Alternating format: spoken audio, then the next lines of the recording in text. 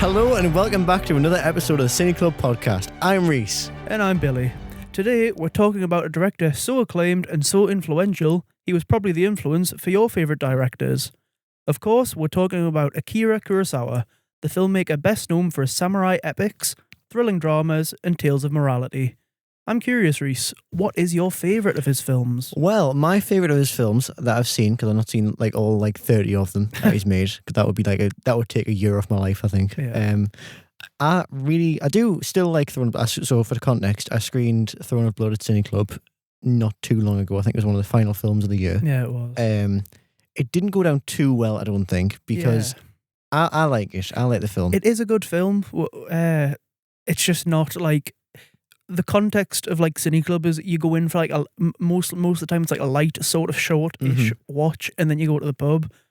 Like a black and white 2-hour Japanese version of Macbeth with like proper Bob Dylan harmonica levels with the flute is maybe not what people were looking for. Yeah, don't mention the music. The music was the worst part of it. That's a through line through all these films, I've got to say.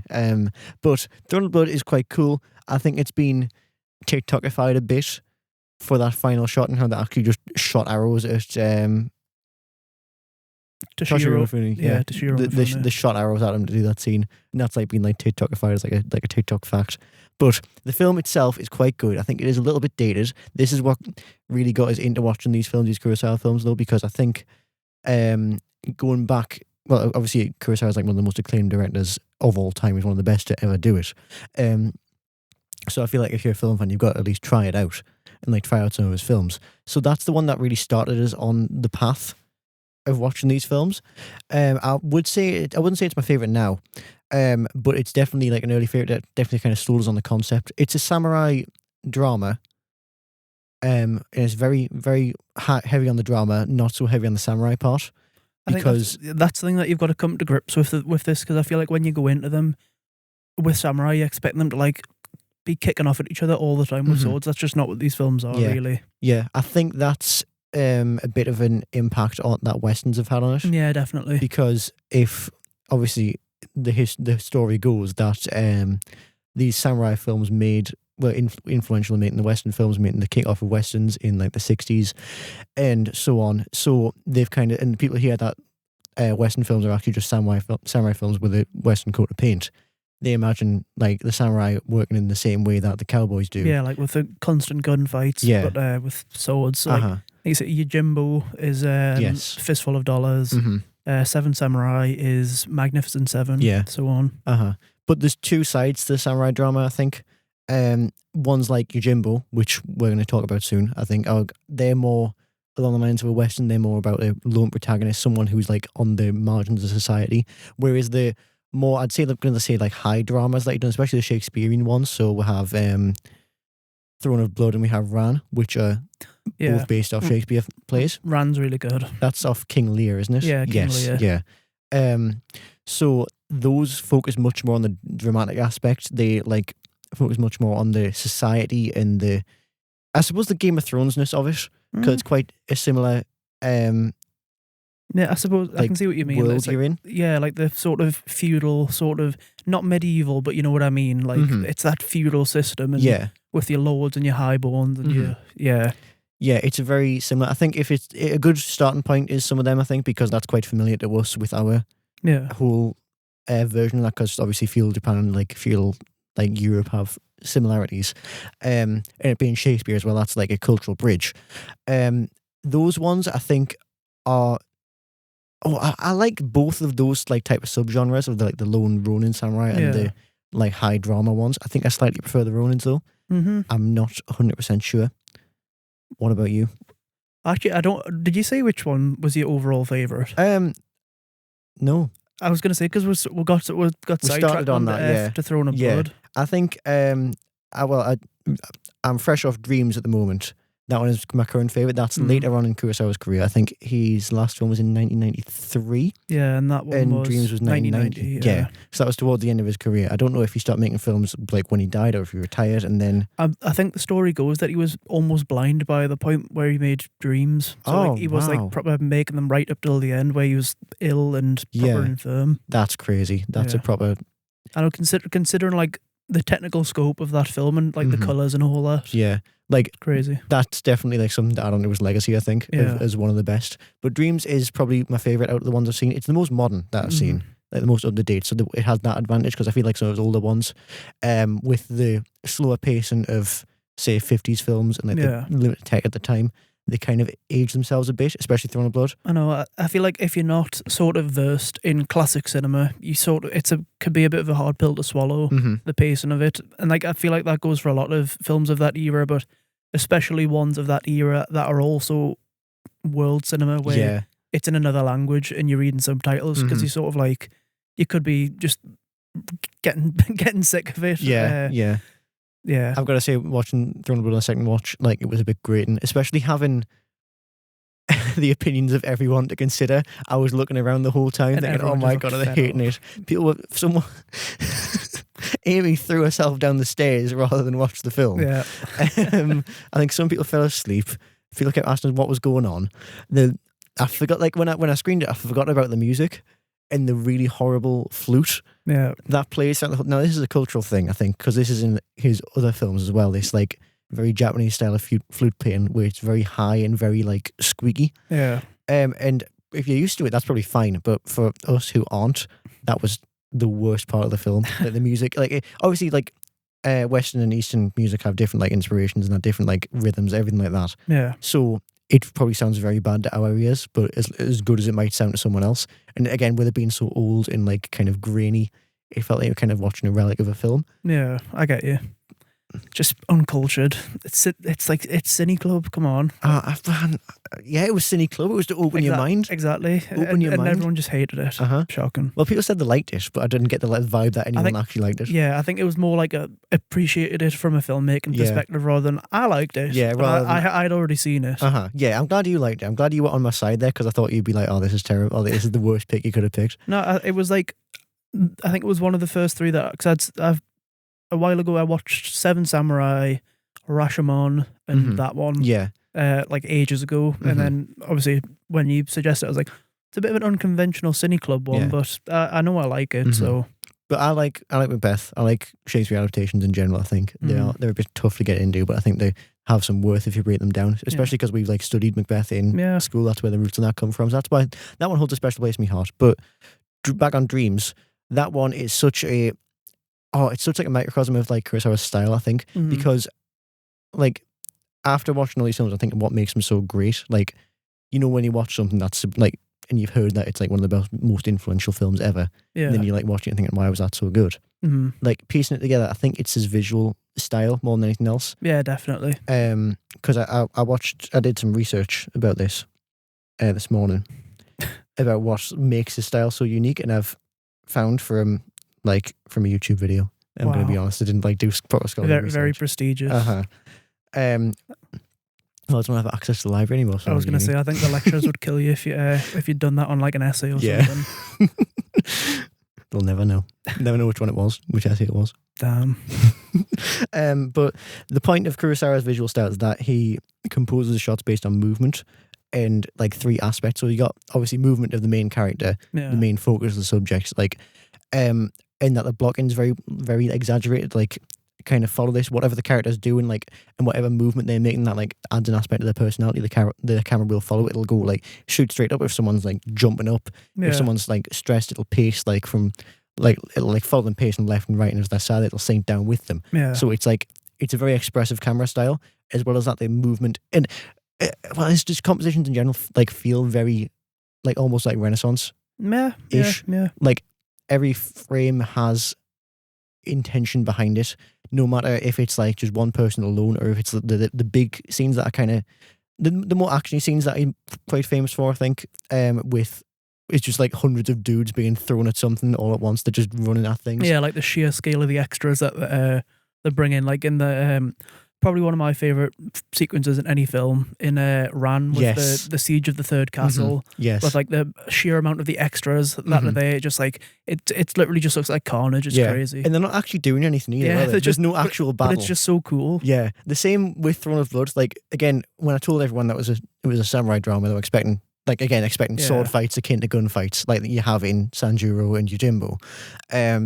But again, it's more on the more high drama end where it's like more about the Game of Thronesiness of it. Yeah. So we do see a battle in the film. We see a couple of battles in the film. Yeah. But they're either just talked about, or we just see a bunch of people running. Yeah. And nothing actually happens. And I think that's fine. That gets the scale and chaos of the battle around. You don't need the battles aren't the intention of the film, so you don't really need them depicted. Yeah, exactly. But they still add to the scale and weightiness of it. That these are great lords who are commanding massive armies of people.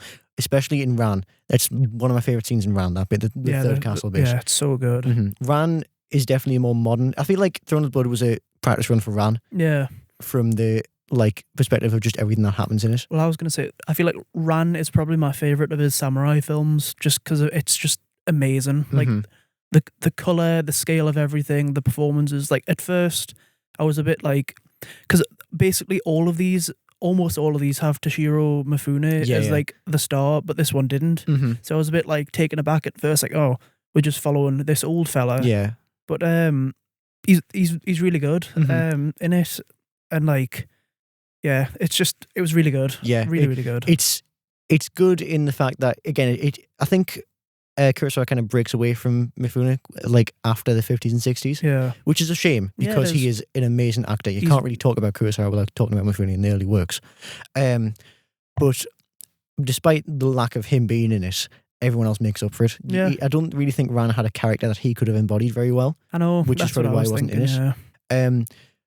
But that one, it's the first colour Kurosawa film I saw, and my God, it uses it so well.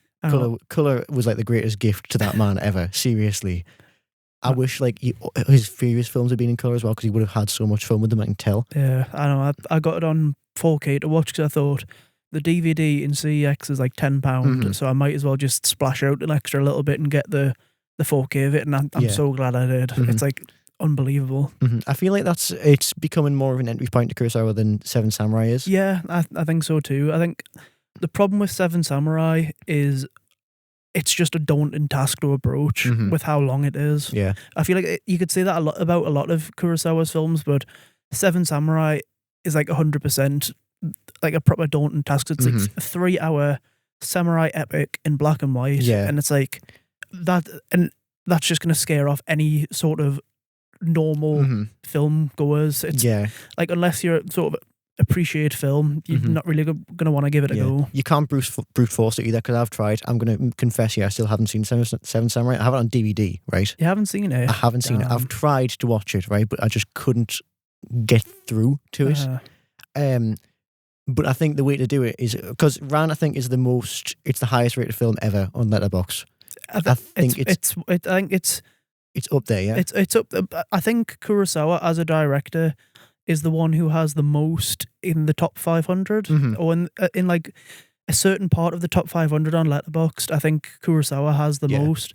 I'm not sure which one his highest is. It might be High and Low, which is my favorite of his overall. Yeah, but Ran is pretty high up. I think it's 19 out of 500, which is crazy. You know, and he's just that good. Kurosawa's just that good. Like, Ran's the first one I was really, really, really locked in on. I was thinking, this is great. I finally get it now. You know, I think working backwards through his career is the best way to do it.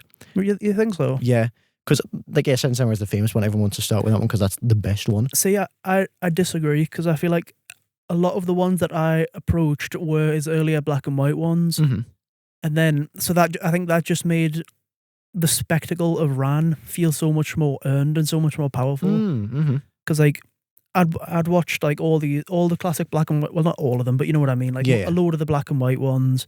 And you'd suggested watching his last film, which was like, I don't really want to do that because I want to work my way through more of them first to sort of fully get the impact of it, because I don't feel like it would hit as much if I just sort of went straight into it. Yeah.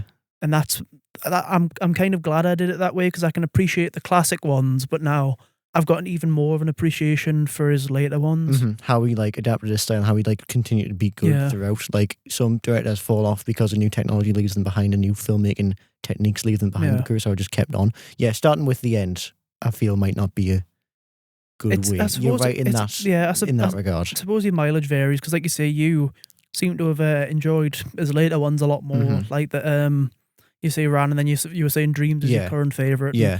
Dreams, it wasn't my favourite when I watched it. It's but I found it quite fascinating. Just I think the format eventually gets a little bit tedious. Oh yeah. Because it's just like for 2 hours, it's like I had another dream, and then but I kind of liked that from another angle because it felt almost biographical, where it goes from like a childhood up to like late adulthood, and then you get the old man at the end. Yeah.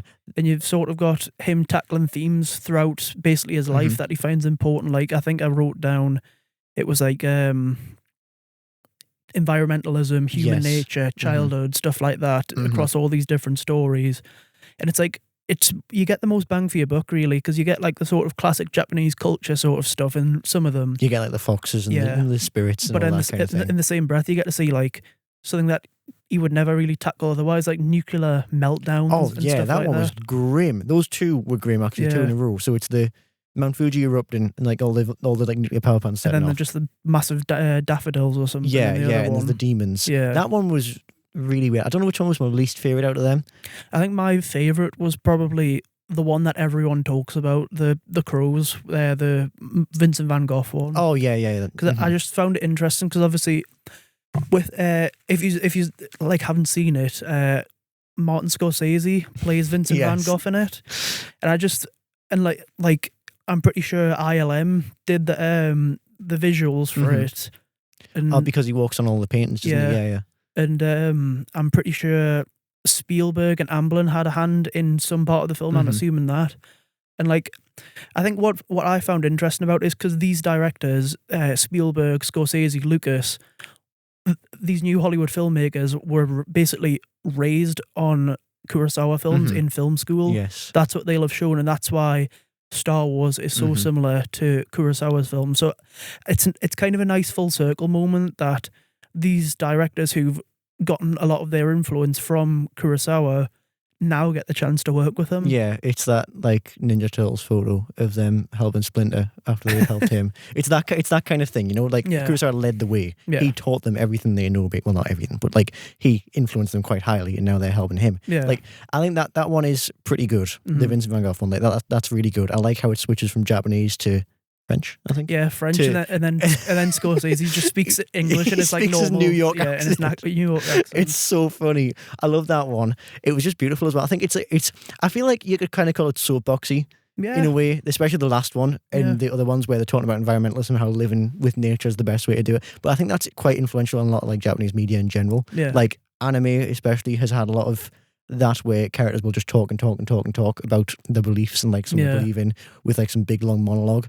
And like I feel like every one of those, well, a lot of those films, a lot of those shorts had that, but more of them had the like visual style to them as well. Like I think in every one of them there's just long scenes of people doing things and people walking. There's the like fox wedding or funeral, whatever, in the first one. In the last one you had the big funeral procession. You have the hikers on the mountain climbers as well. They're just like fighting through it for most of them. No dialogue for most of that short. And it still manages to like just grip you. I was thinking like, this is I get it now. Yeah. That was like what made it finally click, you know? Like Ran has all the people running about and all that. Yeah, but dreams, as it would suggest in the name. Maybe that's what it means in Japanese. I don't know. Yeah. So, what about your favourite? High and Low. High and Low is just like, I was kind of blown away by it because I wasn't really. It's really highly rated, but I wasn't expecting to enjoy it as much as I was. But I was just like, I was so surprised by it because like the first half of it is just, it feels like it's going to be the same sort of like, do you know like that sort of 12 Angry Men archetype where it's all takes place in one room? Yeah. I was expecting it to be like that for however long it is, 2 hours, 2.5 hours. But it's not. It goes from like this small scale drama about like morality and doing the right thing and like what Dreams tackles with this sort of human nature.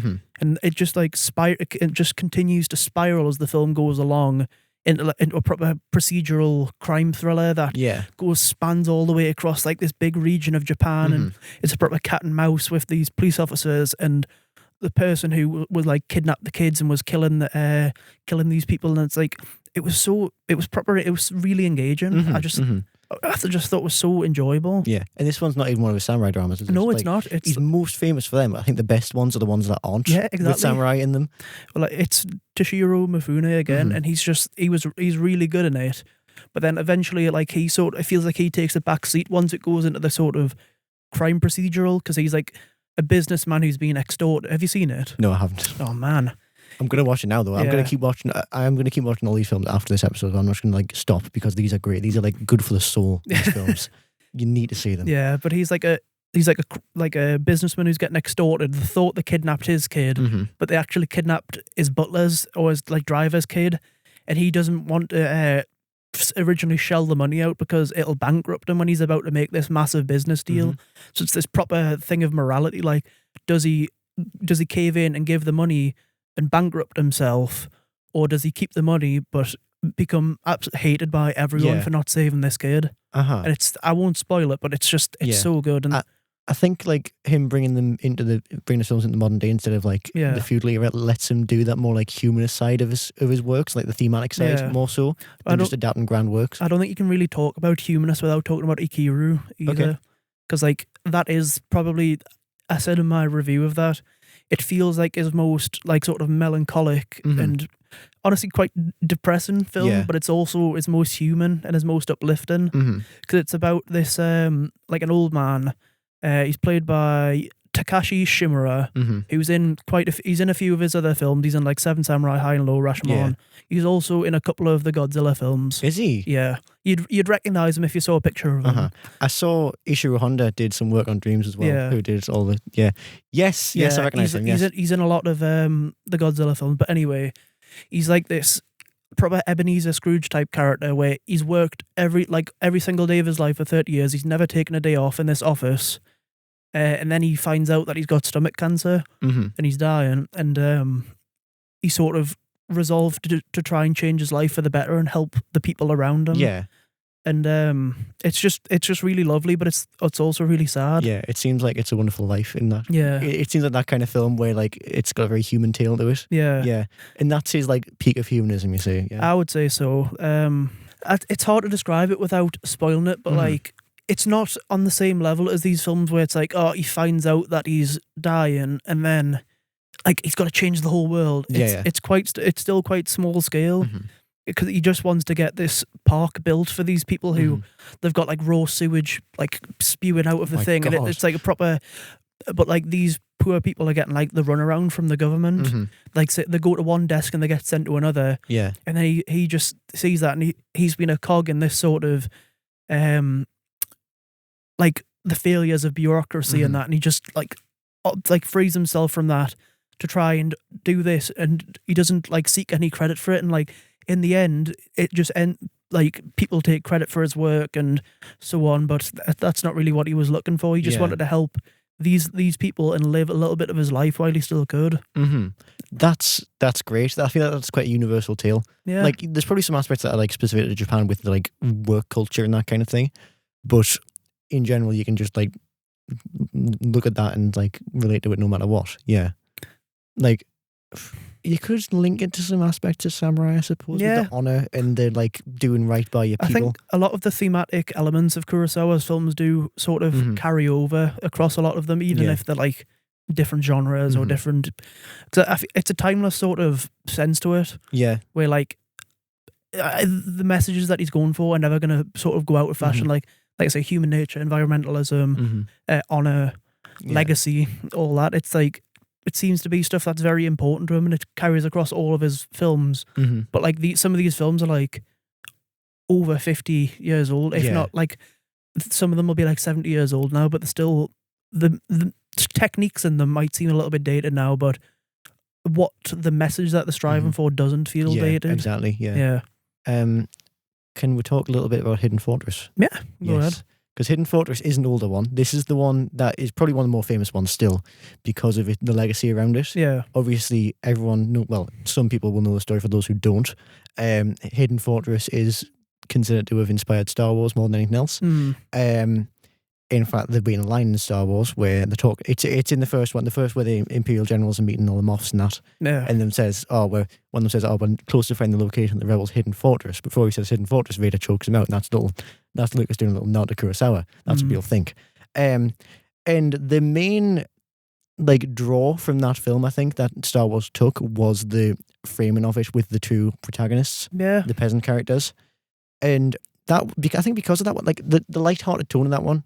I didn't actually think of that because everyone says that it's Star Wars related, but I didn't clock it. But now that you've sort of put it in that perspective, I get it, because the princess is obviously Princess Leia, and she's like a tomboy princess as well.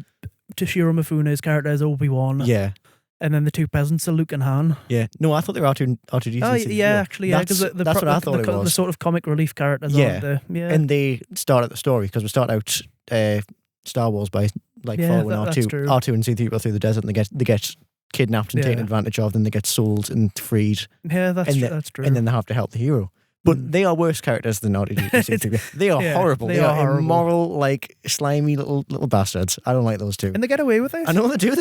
What do they get at the end? They get one piece of gold. They get a few bits of gold and just kicked out the castle. It's That's so funny.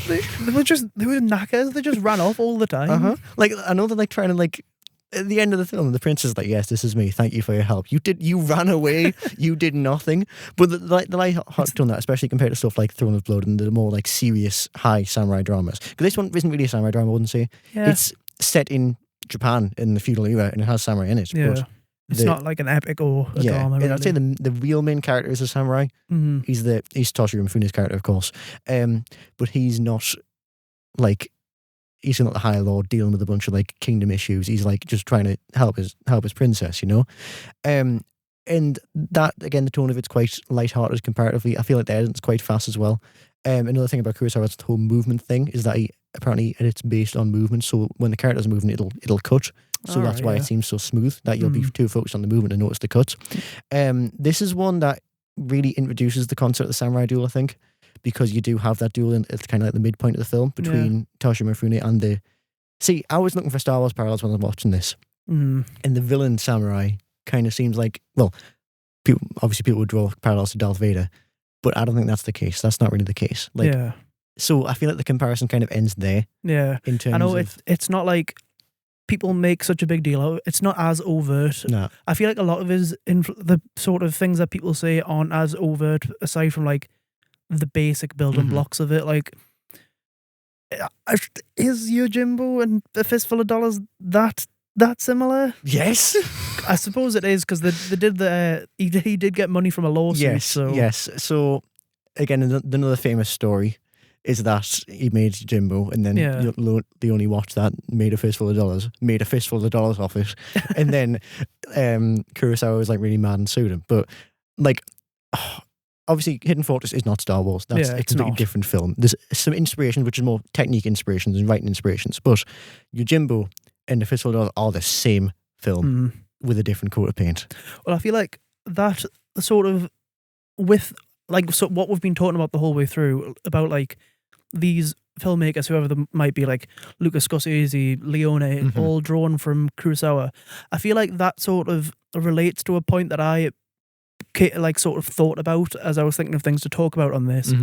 A lot of his films, to people who are uninitiated in it, I feel like they feel a bit hard to approach at points, because of the plot points and character types feeling so standard, if you get what I mean. Yeah. For something so applauded and acclaimed. But I think when people approach it like that, they need to take a step back, because they need to realise that it's a standard because of Kurosawa. Yeah, because he invented it. Yeah, exactly. So these Ronin type characters, they might seem a bit generic now because of how overdone they've been. They're done to death now, yeah. But that's because Kurosawa cemented them, and all these filmmakers took from them. Yeah, exactly. Hidden, a testament to this is that my mum sat down and watched a good half an hour of Hidden Fortress with us, just by coming in the room and having a look at it and then sitting down and watching it. Yeah. Because it's that standard. Yeah. You could say you can just pick up on it. You know who the characters, you know who the archetypes are. And again, with the Ronin archetype, you know where you are with that character because we're so familiar with the Western. And I feel like there's no real honorable samurai in Kurosawa's films. I feel like that's a notion that he sort of dismisses a lot, especially with Seven Samurai. I feel like that's like a massive critique on the idea of honor amongst samurai. Yeah, because like, you haven't seen it. I haven't seen it, but I swear most of them like get like slaughtered or something. And it's either that or it's something like that, or like the final line. I'm sure that I don't think they all get killed or whatever. I'm sure one of them dies. Yeah, and they stood over, like the final shot is they stood over his grave, and like the basically in as few words say, honor's stupid. Yeah. Like it dismantles the warrior class. I think it dismantles the idea, same way that films are done with the idea of a knight and like the idea of that like chivalric era and like way of behaving. Yeah. Especially with Yojimbo and Sanjuro, I think. But that's interesting though, because Toshiro Mifune as an actor, he's the hero character, but he's not the hero character in like a proper like shining like paragon sense. Yeah, he's a dirty, scruffy like the Clint Eastwood way. He's the Clint Eastwood way. Yeah. Because Clint Eastwood's character is Clint Eastwood's his way, really, in that sense. Yeah. And I always find that quite interesting. Like he's the protagonist, but he's not good. Is he a good guy? I wouldn't say. What's he called, this character? Do we give him a name? He never gives like a proper name, because he gives like the same part of a name, but it's different. So I would it's basically just like how he's the man with no name. Yeah, the man with no name, and he's just got various like Blondie or whatever. But I would say he is the traditional protagonist. Like in the end, he does the right thing, but his way of going about it is not necessarily the way that a hero would go about it. Yeah, he doesn't do it out of the hand. Both the man with no name and this Ronin character get involved in the conflict because they want to play both sides, don't they? They want to get something out of it. Yeah, and they do. They're very good at that. So they're like they're very sly characters. Yeah. They're not good, not like shining stars, like we said, but they're still entertaining to watch because of that. I think that's how the like kind of anti-hero renaissance of like Westerns kicked off, with the Dollars trilogy of the moral like grayness being mixed into it. And I do like what Yojimbo has done for the film industry. I know you had a bit of a controversial take about it. I have. I'm in two halves about it, because I like what it's done. It's a very, very historic film. And the same with the Fistful of Dollars. I just don't get it. Yeah. I think it's really slow paced. Maybe this was me watching it without much understanding of Westerns and samurai dramas, because I expected the gunfights and I expected like the standoffs. Yeah, so we do get a good gunfight and standoff in the end of both films. But other than that, it's slow, it's talky, it's, especially Yojimbo is very old and definitely shows its age, I think. I do think Sanjuro is better than Yojimbo. It's way more tightly paced, and that has given us another iconic influence on the film industry with the blood. Yeah, with the like accidental blood splatter in the final. I love that. It's so cool. But I like the final fight of Yojimbo more than I do of Fistful, because of the way the gun's set up. Because obviously everyone's got a gun in Fistful. That's how it works, you know. The Westerns, everyone shoots each other, but they do. It's a Chekhov's gun thing, because there is a gun and it's used by that evil guy, the evil samurai, throughout the whole film to show power over everyone else and like threaten them.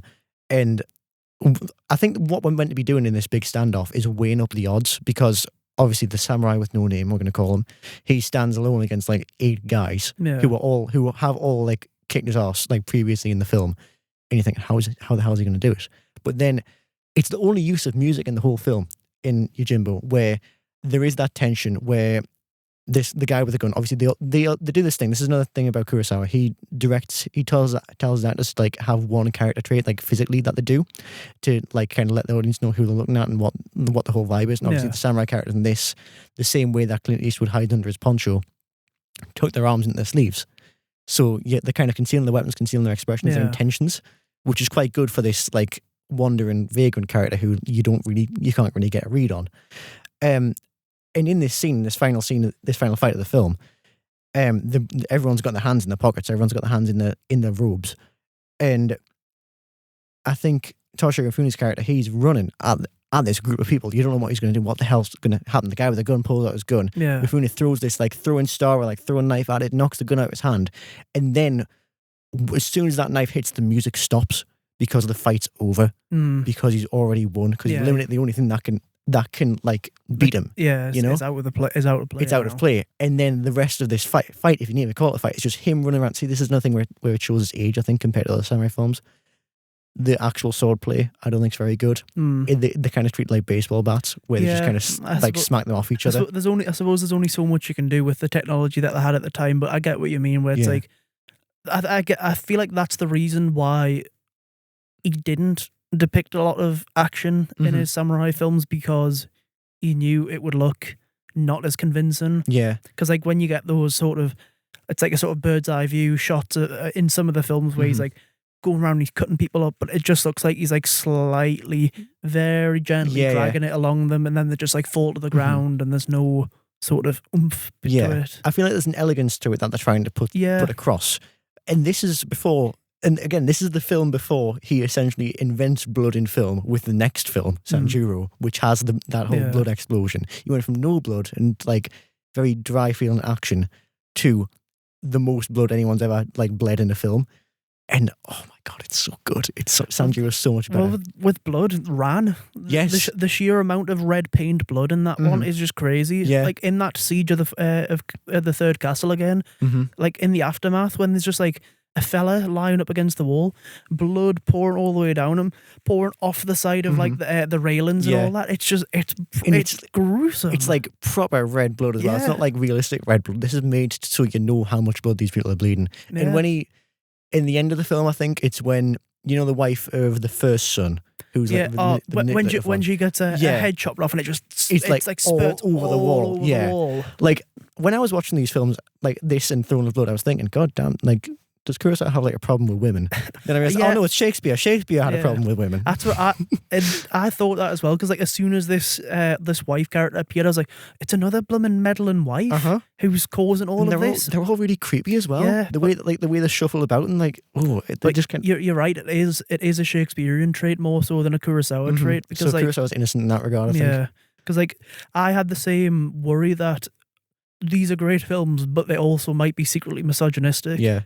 But like, if you watch Akira, there's a woman character in that. I've completely forgotten the character's name, but she was like a young woman who works in the same office as as Watanabe, who's like the old man, and she doesn't fit in there. She just sticks out like a sore thumb, and like when he's off on his, he's like just.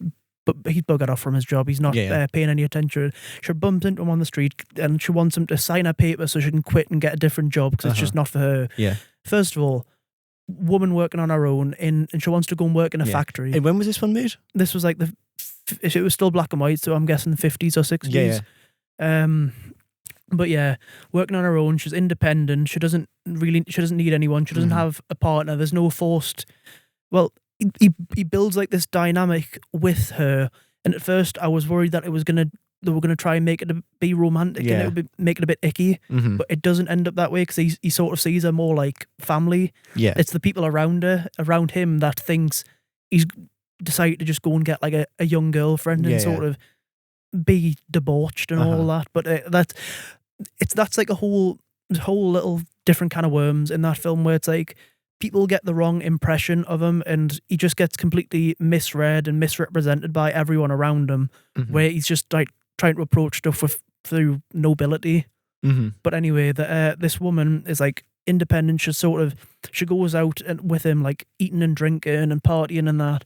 So like that sort of put my fears at rest a bit that, maybe all these films secretly hate women. Well, they don't. It was just a weird Shakespeare thing. Yeah, it was. Yeah, definitely. Like, and again, we have the princess in Hidden Fortress. She is. Yeah, she's like a proper. She's the archetype of the strong woman that has been seen in every film since. Yeah, exactly. Because it was in Star Wars, and then Star Wars has been seen in every film since. Yeah, like it's that much of a knock-on effect. I can't hammer this home enough that Kurosawa was one of the best to ever do it. Literally, he is visible in almost every film you'll see. I know. That's what I feel like. He needs to be talked about more in like academic circles because at least in the case with our courses, I don't think we didn't talk about Kurosawa once. No. We didn't watch any of his films. Yeah. And that feels like a crime on a film course. Because watching all these now, I've still not seen them all. I'm going to want to see them all, or at least most of them. I want to, like, he's just the GOAT. He's the best. But I feel like that sort of leads into another issue that I thought about where in modern times with Kurosawa, they've become like so prestigious as films that it's nearly impossible to find them in high quality. They've become like proper art house, like almost designer films, where like the only way you can get them is to pay through the nose for like Criterion Blu-rays. It's like £30 a pop for one film. Yeah. I've never heard that expression for a designer film. I really like that expression. It's basically what it is now. It's like Criterion is a film equivalent of something like, I don't know, Gucci. Yeah. It's a designer format. And I don't get us wrong, I do like the covers and like the stuff that they come with, but like they are proper designer formats for what you get with them. I think they're doing good stuff for bringing these old films like from the new wave and from like old world cinema into a fresh format for them. I feel like it shows you don't have to charge the earth for them though, because the BFI have recently re-released a load of his samurai films, and I'm sure you can get 5 or 6 of them in the same bundle for about 50 quid. Yeah. It's still expensive, but it's not as expensive as £30 a pop from Criterion. Because I was looking for High and Low, and I think High and Low was like a US Criterion release, which is now discontinued. Ooh, yeah. So you're never getting that. Yeah, and it was like Region A locked and stuff. That's I feel like that's why people have such an adverse feel. Like people aren't as familiar with them, despite how acclaimed it is, because they're so hard to get a hold. Because like most of these on the list that I've watched on like really low quality. Yeah, Internet Archive or like Internet Archive. I think I think I watched Akiro on Billy. You watched it on Billy? Yeah. I was looking on Plex, right? This morning, because I was going to watch it this morning, right? Yeah. And Plex doesn't have it, because Plex is a weird thing where it just links to other streaming services or so. Plex has Rashomon, that's the one, and a couple of the other earlier ones. But that's what I mean. It's just like either completely really random streaming services, or you've got to pay a premium, like BFI Player. There's a few of them on BFI Player, but you've got to pay for that. Yeah. Like the average person should be able to access these films. Yeah, it's like because they need to. Yeah, the fundamental film texts, but they're just not widely accessible to people. Yeah. Put them on Netflix. Let the people see. Let the people see peakness. Yeah, open the schools. Yeah, open the samurai schools. We need to pry people off the Netflix slot and get them onto Kurosawa. But I don't think it can be remade. Kurosawa films. Yeah, they can't be remade. They've tried, but I don't think any of them sort of come close. Which ones have they tried? Well, Magnificent, not in the traditional sense, but like remakes. Yeah. So like Magnificent 7 is obviously Seven Samurai, like I said before. Yojimbo is Fistful of Dollars. Yeah. I found out that there is a British remake of Akira that came out recently called Living, with Bill Nighy and Amy Lou Wood. I didn't know that. Yes, that's crazy. I didn't know that it was like a remake of it, but when I searched for Akira on Letterboxd, that was like the second thing. So I was like, what? I had a look on it, and it is just Akira, but British. Is it like credited as Akira, or is it like... I'm guessing it must be if it's popped up when I've searched for it, but that one did have like a fairly high rating, so it could be worth checking out. I do like both of those actors, but you can and there's also the other side of it where I think Spike Lee recently remade High and Low, but it was with Denzel Washington set in New York, and it was like High and Low or something, and it was apparently like really terrible. That seems very weird for Spike Lee as well. Spike Lee's like got like a pretty good record, I think. I know. So like these films can be remade, but they shouldn't be, because nobody's really touching what Kurosawa did 50, 60, 70 years ago. Because it's all, a lot of it's visual. Yeah. A lot of the entertainment factor is visual. If you just strip it down to the dialogue and what happens, the plot points, then it's pretty boring. Yeah, because strip ran down to its plot points, and it's just it's basic, because it was the benchmark, and that's why it's so basic, because everything, like we've been saying all the way through this for like 40 minutes or something, Kurosawa is the benchmark that all of these other filmmakers have drawn from. So if you approach it like that, or if you try to remake it and pull everything out without the visual language, it's going to be boring, or it's not going to be as effective, because you're missing the core element that is the Kurosawa of it all. Yeah, the visual element of it and the humanism goes along with it. You can't have it without that. Yeah, like the elements he injects into it. You can't make Dreams again, because Dreams on its paper is boring, right? Yeah. Dreams half the stories don't finish properly, right? Yeah, it's just it's what, like, if you took it out, it's what the sort of meandering surrealism that David Lynch gets falsely accused of would be, where it's just like, oh, it's a bloke and there's massive daffodils, or there's a kid, and he sees a fox funeral, and then the foxes tell him to kill himself. Yeah, it's like it's. I put that in my review that at points I did feel like it was the sort of meandering surrealism that David Lynch falsely gets accused of, but at the same time I can appreciate it because did you feel yourself getting like sucked into the visual bits? I did. That's what I mean. I feel like in the same breath I can appreciate it because it's really ballsy of Kurosawa to make a 2-hour long film basically just saying, here's me pointless dreams, watch them. And he pulls them off with such like a level of filmmaking, like craft. Yeah, like the final short in Dreams is one of my favorites because it's probably the most soapboxy of them. Like if you can call it soapboxy, it's got the biggest message behind it about like humanism and like just living with your environment, like the older way of life being better sometimes. Yeah, and just the main character in this one's a tourist, right? Like a backpacker. He's walking across Japan, and he finds this little village. It doesn't even have a name. It's just called like Watermill Village, right? Yeah. And he's walking across this bridge, and he just stands and watches for a bit, and you just get sucked into the shot because he's there in the middle. It's framed again. Kurosawa is amazing at this, right? Framing things and making it visually interesting from the movement of it. Because he's standing completely still, nothing really moving around. But then you look at the water, you see, oh, it's so perfect looking. It looks so idyllic. You see like the like water reeds and the river just moving as is and just being one with nature basically. It's so beautiful. And in all these other ones you get the procession of the funeral. In that same one you get the bit with, I think this one was the worst one, the demons. I wasn't one of the worst one, but I know it was one of my favourites, the one with the demons where it's like some nuclear fallout. Is this the daffodils one? No, yeah, the daffodils one, yeah. And you still, at the end, get that shot of all the demons writhing in pain with their like horns on their heads. Yeah. And that goes on for a while. I know, I was thinking, what the hell's going on? I know, but that's when I'm like, oh, I get it now. Like, he's just making a painting with a film. Yeah. And again, that one ends halfway through. All of them end halfway through, but it's just so good in that they do that. Yeah, because that's what happens with dreams. You could just be in the middle of like something and then it's gone. Yeah, like you don't know if that kid dies. Yeah, you don't. The foxes. That's good for the story. It's a very, very cinematic dream Kurosawa had. They're very good for pacing. I'm more impressed that you can actually remember them in such vivid detail because like I feel like you just wake up and then you're trying to recollect what you've just dreamt, but you just can't. And that he's dreamt them in that like vivid detail as well about hikers on a mountain, and then that was a really cool bit. I could go on about this film forever. After the mount, like the spirit of the wind coming down and trying to kill them. Yeah. But it was like killing them with love as well. It was like so creepy. And like, this is the 90s, right? This is before the analog horror era of Golden Freddy and Golden Freddy. Golden Freddy and the Kurosawa episode of like the internet and technology becoming horror really in the way that it is now. Of the, like, you know, we are in the analog horror era right now where we see like the distorted faces and the distorted voices. I get you, like sort of Walton Files backroom sort of stuff, about how digital media and like technology can like be off-putting and weird in that way.